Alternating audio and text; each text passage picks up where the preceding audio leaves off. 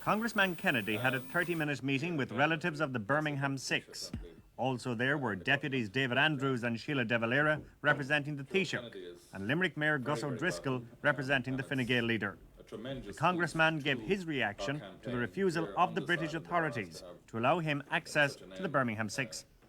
So I am very distressed that the British government somehow doesn't view the case with that in mind, and obviously feels somewhat threatened by a congressman from the United States simply trying to visit not all, but simply one of the prisoners that are being held.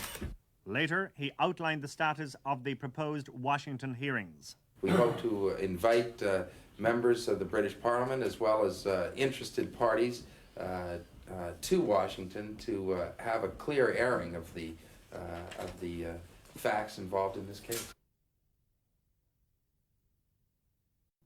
Today's statement from the Director of Public Prosecutions, Alan Green QC, is being taken as meaning that any release of the Birmingham Six may not now be as soon or as straightforward as had been expected. In the case of the Guildford Four, the DPP simply decided not to contest the new evidence at the appeal, and the Old Bailey hearing was over in a matter of hours. The statement came as Congressman Joe Kennedy was visiting the six men in Long Lartin Jail in Worcestershire and Gartree Prison in Leicestershire. Accompanied by Paul Hill of the Guildford Four, Congressman Kennedy said he was impressed by the resilience and forgiveness of the six. He says the forensic evidence which helped to convict them has now been completely discredited.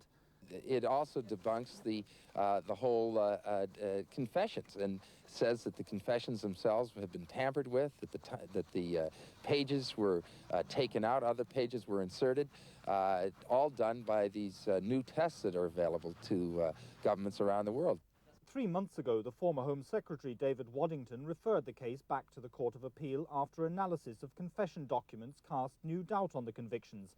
Then a report by Home Office forensic scientists said it couldn't be proved beyond reasonable doubt that the men had handled explosives. In Belfast tonight, the Minister for Foreign Affairs, Gerard Collins, gave his reaction to today's developments. I'm concerned that this particular case is one of the last of the famous or infamous cases of the 1970s would be resolved, because the fact is right now that if we haven't an immediate decision on this particular case, that the people in prison will be facing their 17th Christmas in prison.